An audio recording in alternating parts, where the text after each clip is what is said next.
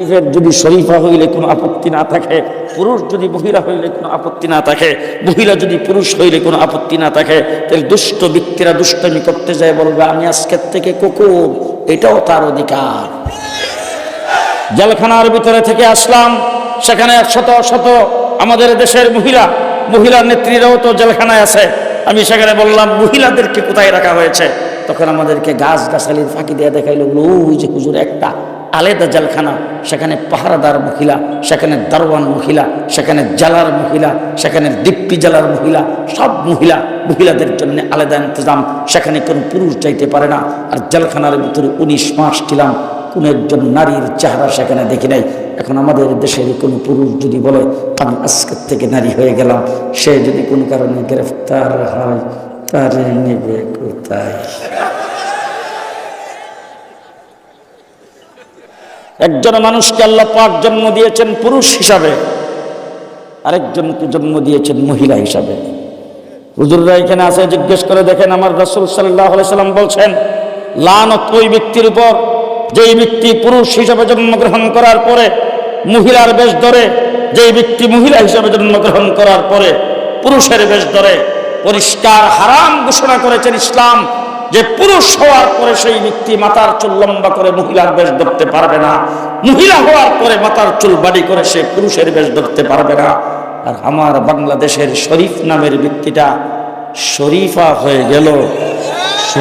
হয়ে গেল, সেটার গল্প কলেজের মধ্যে পাঠ্য করা হয়েছে। সেই গল্প না পড়াইবার কারণে কলেজের প্রফেসরকে বহিষ্কার করে দেওয়া হয়েছে। আজকে আমার বাংলাদেশের শরীফ থেকে শরীফা সেই গল্প পড়ায়া আজকে আমার বাংলাদেশের সরকারের কাছে বিল উত্থাপন করার বাইতারা শুরু হয়েছে যে কোনো ব্যক্তি যদি পুরুষ হিসাবে জন্মগ্রহণ করার পরে হঠাৎ করে সে যদি ভাবে আমি মহিলা হয়ে চলতে চাই, মহিলা হওয়াটাই আমার জন্য ভালো, এই ভালো মনে করে সে যদি নিষ্কেরি যে মহিলা দাবি করে, তার নামের পরিবর্তন করে, তার পোশাক আশাকের পরিবর্তন করে, তাইলে সরকার, প্রশাসন এবং জনগণ সকলেই সেটা মেনে নিতে হবে, কারণ এটা তার অধিকার। নাউজুবিল্লাহ, যারা কইছেন না হেরা বোধ ওই দলের, এইটা তার অধিকার। যদি এই কথাই হয়, প্রত্যেক পাড়া মহল্লায় কিছু দুষ্ট লোক আসে না নাই? চিহ্নিত দুষ্ট লোক যারা থানার মধ্যে, তাদের লিস্টে আসে না নাই? বারবার গ্রেফতার হওয়ার পরও তারপরে দুষ্টামি যায় না, এরকম আসে না নাই? রাস্তাঘাটে সব জায়গায় দুষ্টামি করে, ঠিক না বেঠিক? মুরব্বীদের সাথে বেয়াদবি করে, বাচ্চাদেরকে স্নেহ করে না, তাদের সাথে দুষ্টামি করে। এখন ওই রকম কোনো ব্যক্তি যদি এরকম বাজারে দুষ্টামি শুরু করে দিলে, এখন মানুষ হিসাবে দুষ্টামি করলে তাকে মানুষ হিসাবে তা গালিগালাজ করে আর বলে ইমুকের ছেলে এত দুষ্ট কিভাবে হলো। সে হঠাৎ করে মনে করলো আমি দুষ্টামি করি আর মানুষ যখন আমি দুষ্টামিকে খারাপ মনে করে, তাইলে তো কুকুর সবসময় দুষ্টামি করে রাস্তাঘাটে, ইমুক মানুষকে ধরে কামড়ায়, হিমুককে দৌড়াই দেয়, সুতরাং আমি আজকের থেকে কুকুর হয়ে গেলাম। শরীফের যদি শরীফা হইলে কোনো আপত্তি না থাকে, পুরুষ যদি মহিলা হইলে কোনো আপত্তি না থাকে, মহিলা যদি পুরুষ হইলে কোনো আপত্তি না থাকে, তাহলে দুষ্ট ব্যক্তিরা দুষ্টামি করতে যায়, বলবে আমি আজকের থেকে কুকুর, এটাও তার অধিকার। এটাও তার অধিকার। কোনো ব্যক্তি রাস্তা দিয়ে গাড়ি খুব স্পিডে চালাইতেছে, আমাদের দেশের মোটর সাইকেলগুলি কিন্তু খুব স্পিডে চলে। এখন ঢাকা শহরে মোটর সাইকেল দিয়ে এক জায়গার থেকে আরেক জায়গায় যাইতে সময় খুব কম লাগে, কারণ এটা চিপা চাপা কাইটুয়া তারপরে হুপ করে চলে যায়। এখন মোটর সাইকেল চালায়, এবং বাবা যদি আমার প্রাইভেট কারটাও যদি এরকম চিপা চাপা দিয়ে যদি এরকম করতে থাকে, কোনো ব্যক্তি এসে সামনে দাঁড়ায় যদি বলে তুই প্রাইভেট কার নিয়ে এরকম শুরু করলে কেন, আমার ড্রাইভার ডাক দিয়ে বলবে আমার এটা প্রাইভেট কার নয়, এটা মোটর সাইকেল। ওইটাই তো মানতে হবে, কারণ এটা তার অধিকার। এটা কি তার অধিকার? সুতরাং এই যে কারবারগুলি কেন হচ্ছে জানেন? এই কারবারগুলি হচ্ছে জারদ সন্তান পয়দা করার জন্য। জেলখানার ভিতরে থেকে আসলাম, সেখানে শত শত আমাদের দেশের মহিলা নেত্রীরাও তো জেলখানায় আছে। আমি সেখানে বললাম মহিলাদেরকে কোথায় রাখা হয়েছে?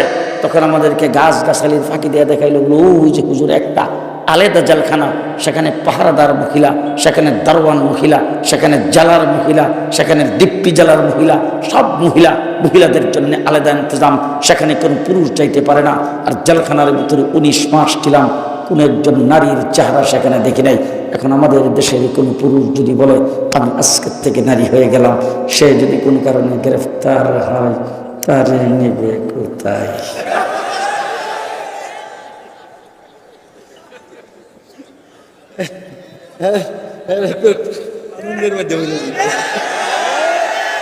সেই পুরুষ লোকটা মহিলা দাবি করার পরে সে যখন মহিলা হিসাবে পরিচয় দিবে, এখন সরকারি আইন যখন বিল পাস হয়ে গেছে, এটা তার অধিকার, তাকে কেউ বাধা দিতে পারবে না। তখন তো সে অ্যারেস্টার হইলে পরিচয় দিবে আমি মহিলা, আমার নাম শরীফা। তাকে কোথায় নেবেন? তাতে যখন মহিলাদের সাথে সাথে নিবেন, তখন অন্যান্য মহিলা যারা আছে তারা খুব নিরাপদ। হায় হায়,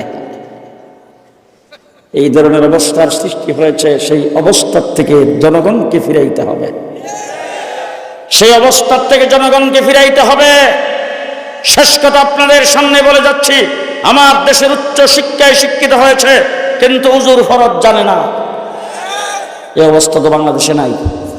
শুধু দৃষ্টান্ত স্বরূপ একটা কথা বলতে চাই, বুদ্ধিজীবী, নেতা, নেত্রী, এক দেশের বিরাট বড় ডক্টর, তারপরে বিরাট বড় গুণীজন, তারা যখন ইন্তেকাল করে, তাদের সমপাঠী, তাদের দলের কর্মী, তাদের দলের নেতা, তাদের সবাই যাইয়া কালো বেজ লাগায় তারপরে জানাজায় অংশগ্রহণ করে। হিন্দু যদি তাকে হিডো লাইনে দাঁড়াই গেছে, দাঁড়াইবার পরে জানাজার যে দৃশ্য, আমার মনে হয় আপনারা কিসের হাসেন, ইবলিসও বয়ে বয়ে হাসে। ঠিক কিনা বলেন? কেন হয়েছে? কেন হয়েছে? মসজিদে নামাজ পড়াইতে গেলাম, জুমার নামাজ, আপনারা বোধ রাগ করতেছেন? মসজিদে জুমার নামাজ পড়াইতে গেছি, জুমার বয়ানের ভিতরে আমি বললাম, মহল্লার বড় বড় শেঠগুলি যারা আগের কাতার দখল করে বসে আছেন, আপনারা তো বিভিন্ন অফিস আদালতে চাকরি নকরি করতেন, এখন মসজিদের মুরব্বী সবাই, মহল্লার মুরব্বী সবাই, আপনারা রিটায়ার্ড করে এখন মসজিদে আসছেন। আমি যদি সামনের কাতারে একজন একজন করে আত্তাহিয়াতু জিগাই, আমি কিন্তু জিগাই নাই। নামাজ পড়ে যখন মসজিদ থেকে বের হইতেছি, আমার সভাপতি আমার সঙ্গে সাইপা খারিয়া কো, হুজুর আজকা মুসল্লিরা গামাইলেছি। আমি বললাম, বলেন কি সভাপতি সাহেব, গামাইলাম কেমনে? বলে, ইয়া আল্লাহ, যেইভাবে আঙ্গুল্লারা দিছিলেন, যদি আপনি আত্তাহিয়াতু জিগাইতেন তো কেডা ফারত। এখন আমি আপনাদের কাছে প্রশ্ন রাখতে চাই, আত্তাহিয়াতু জানাটা শুধুমাত্র মাদ্রাসার ছাত্রদের কাম? যে আত্তাহিয়াতু নামাজের ভিতরে পড়া লাগে না তো? নামাজ তো শুধু মাদ্রাসায় যারা পড়ে তাদের উপরে ফরজ। জি, সুতরাং নামাজ যদি সর্বস্তরের মানুষের উপরে, নরনারীর উপরে ফরজ হয়ে থাকে, তাহলে নামাজ পড়তে উজু লাগবে কিনা? উজু জানা প্রত্যেকটা মুসলমান নরনারীর জন্য জানা দরকার আছে না নাই? নামাজ জানা দরকার আছে না নাই? অন্তত নামাজের ভিতরে পড়তে যে সূরাগুলি দরকার সেগুলি জানা দরকার আছে না নাই? নামাজ কিভাবে সহিশুদ্ধ হবে সেটা জানার দরকার আছে না নাই? নামাজের ভিতরে তসবিহ তাহলিলগুলি দরকার আছে, যেগুলি আছে এগুলি জানা দরকার আছে না নাই? নামাজের ভিতরে আত্তাহিয়াতু, দুরূদ শরীফ, সুবহানাকা, দোয়া মাসুরা, দোয়া কুনুত, এইগুলি জানা দরকার আছে না নাই? তাহলে এই সমস্ত শিক্ষা কি শুধু মাদ্রাসায় পড়লেই হবে, নাকি স্কুলে যারা পড়ে তাদেরও শিখতে হবে? কথা আসতে কর, তাদেরও শিক্ষা লাগবে কিনা বলেন? তাদেরও শিক্ষা লাগবে কিনা বলেন?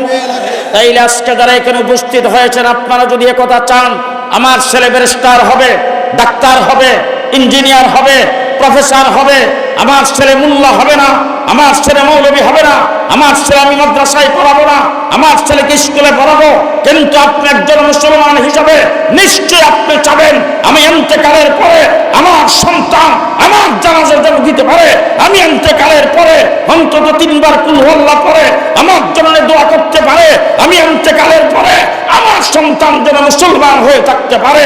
এইটুক যদি চান, তাইলে সর্বস্তরে আওয়াজ উঠাতে হবে। ক্লাস 1 থেকে শুরু করে ইউনিভার্সিটি পর্যন্ত সর্বস্তরের দ্বীনি শিক্ষা বাধ্যতামূলক করতে হবে। কে কে রাজি আছেন হাত তুলে দেখান।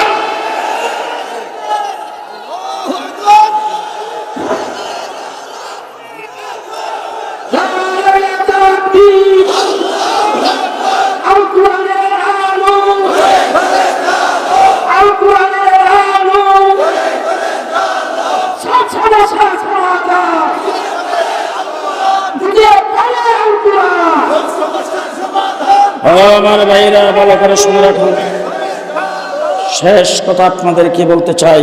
অনেক মানুষ আমরা এখানে আছি, কোরআন শরীফ পড়া জানি, পড়ার সময় পাই না। অনেকে আছি কোরআন শরীফ পড়া জানি, পড়লেও খুব অল্প। সকালবেলাতে এক পাতা পড়লাম, এক পৃষ্ঠা পড়লাম, এক রুকু পড়লাম, দেখা গেছে সারা বছর এক খতম হয় না। এরকম লোক আপনাদের এলাকায় নাই? আছে না? কাজে কর্মে ব্যস্ত থাকার কারণে কোরআন শরীফ জানার পরেও পড়তে পারি না, আর পড়তে পারলেও সারা বছর এক খতম হয় কিনা সন্দেহ। কথা কয় না? আরে আমার কাছে একজন লোক এসে বলতেছে, হুজুর আমি তো সারা রমজানে খুব চেষ্টা করছি হুজুর, কোরআন শরীফটা খতম দিতে পারি কিনা, দোকানে বসেও পড়তে পারি না। দোকান থেকে রাত্রে 10টা-11টার সময় যখন আই, তারাবির নামাজ পড়ে হুজুরের শরীর আর জাগাত থাকে না। হুজুর রাত্রি বেলা কোনো হুজুর পড়তে 27 পারা পর্যন্ত গেছি। হুজুর কালকে পরশু দিন ঈদ, বাকি 3টা পারা হুজুর আপনারা যদি একটু ঘুরে দিতেন। এরকম লোক আছে না? এরকম লোক আছে না? এরকম অল্প যারা পড়ছেন অথবা যারা পড়া জানেন না, আপনাদেরকে অনুরোধ করবো পড়াটা শেখার জন্য, কিন্তু জানেন না, আপনারা কি চান যে এমন একটা পথ আপনাদের জন্য হোক, কোরআন শরীফ পড়া ছাড়া আমল নামার মধ্যে কোরআন শরীফের খতমের শত শত হাজার হাজার সওয়াব লেখা হবে? এমন একটা দোয়া তাবিজ যদি আমি এখন দেই, তাহলে আপনারা নিবেন কিনা? কোরআন শরীফ পড়া লাগবে না, আপনি নিজে পড়তে হবে না, কিন্তু আমল নামাটা যখন হাতে আইব দেখবেন যে 50,000 বার কোরআন খতমের সওয়াব। এমন একটা তাবিজ যদি দেই, তাহলে নিবেন তো? ওই যে রাস্তার কিনারে দেখছি আমাদের ব্রাহ্মণবাড়িয়াতে এক লোক ছিল, মমতাজ মিয়া। মমতাজ মিয়া তাবিজ বিকৃত, হ্যাঁ ওই কত কম অ্যাডভার্টাইজ দিয়া তারপরে কইতো এমন একটা জিনিস আপনাদেরকে দেব, যেটার সাথে থাকলে ভূত ফিতনি জিন ফুরি বিপদ আপদ বালা মুসিবত অ্যাক্সিডেন্ট কিছুই থাকবে না। এমন একটা জিনিস আমি আপনাদেরকে দেব, যারা নেবেন তাড়াতাড়ি করে পকেট থেকে 10টা টাকা বের করে যারা উপরের দিকে হাত উঠায় ধরবেন তাদেরকেই দেওয়া হবে। এরকম কথাবার্তা বলতে আমি আপনাদেরকে যেটা বলতে চাই, এমন একটা মন্ত্র আমি আপনাদেরকে দেব, কোরআন শরীফ না পড়া হাজার হাজার কোরআন খতমের সওয়াব। এটা আপনি নিতে রাজি না তো? রাজি না কাটাকাটা একটু হাত উঠান তো। বিনা পুঁজিতে এরকম ব্যবসা পাইলে কেউ সারে? জি, সহজ না কামটা? সহজ একটা মন্ত্র আমি আপনাদেরকে দিয়ে যাব, এই সহজ মন্ত্রটা নিতে রাজি আছেন? রাজি আছেন? আসরের ময়দান আমল নামাটা যখন হাতে দিবে, আমল নামাটা দীক্ষা কোনো কোনো ব্যক্তি ফিরিস্তারা ডাকতে দেখবে, আসরের ময়দানে ভুল করো, এটা আমার না, ফিরিস্তার উঠে দেখ হাজারে কাটবে, তোমার এটা কাটা করবে। হ্যাঁ দেখো না উপরে তোমার নাম, তোমার বাপের নাম লেখা আছে, এরপর তোমার না কেন বলে, এবার হাজার হাজার বছরের ভিতরে আমার লগে আমার বাপের নামের লগে মিল কত মানুষ দুনিয়াতে গেছে, এটার মধ্যে আমার না, এটার ভিতরে যা লেখা আছে এর লগে আমার মিল নেই। বলে কোন নাম অমিল? বলে এখানে লেখা আছে 5,000 বার কোরআন শরীফ খতমের সওয়াব। আমি আমার জীবনে একবারও করছি না, এখানে 5,000 দিয়ে এইটাকে আমার আমল নামা। তখন ফিরিস্তারা ডাক দিয়ে কইব, ওই যে ইতিমখানা মাদ্রাসা হাফিজিয়া মাদ্রাসার মাহফিলে গেছিলে, বলে হ 10,000 টাকা দিছিলা? দিতাম তো। ওই যে 10,000 টাকা ওখানে দিয়েছিলে, ওই মাদ্রাসায় যত হাফেজ হইছে আর যতবার কোরআন তেলাওয়াত করছে সম পরিমাণে সওয়াব, সম পরিমাণে সওয়াব। কবরে চলে যাবেন, সেখানেও সওয়াব যাইতেছে। এটা বন্ধ হবে না, এটা বন্ধ হবে না, হবে। হাদিসে পাকের মধ্যে আছে, মানুষ যখন ইন্তেকাল করে তখন ইনকাতা আমালুহু, সাথে সাথে তার সমস্ত আমল শেষ, কোন আমল সে করতে পারে না। কিন্তু 3টা আমল জারি থাকে। একটা হইল যদি কোনো মাদ্রাসা মসজিদে দান করে থাকে, ওই মাদ্রাসা যতদিন চলবে তার আমল নামে সওয়াব পৌঁছতে থাকবে। ইতিমখানা মাদ্রাসা, এখানে 3 জন ছাত্র হাফেজ হয়েছে, আগামী বছর হোক 10 জন, আপনারা চান না? এরপর বছর 20 জন, চান কিনা? এই মাদ্রাসার উসিলে আপনাদের এলাকার ঘরে ঘরে হাফেজ কোরআন হোক, চান কিনা বলেন? চান? তাইলে এই আমি খালি 5টা লোক 10,000, 5টা লোক গড়িটা ধরলাম 5 মিনিটের ভিতরে আমরা দিলেও যাবো না দিলেও যাবো।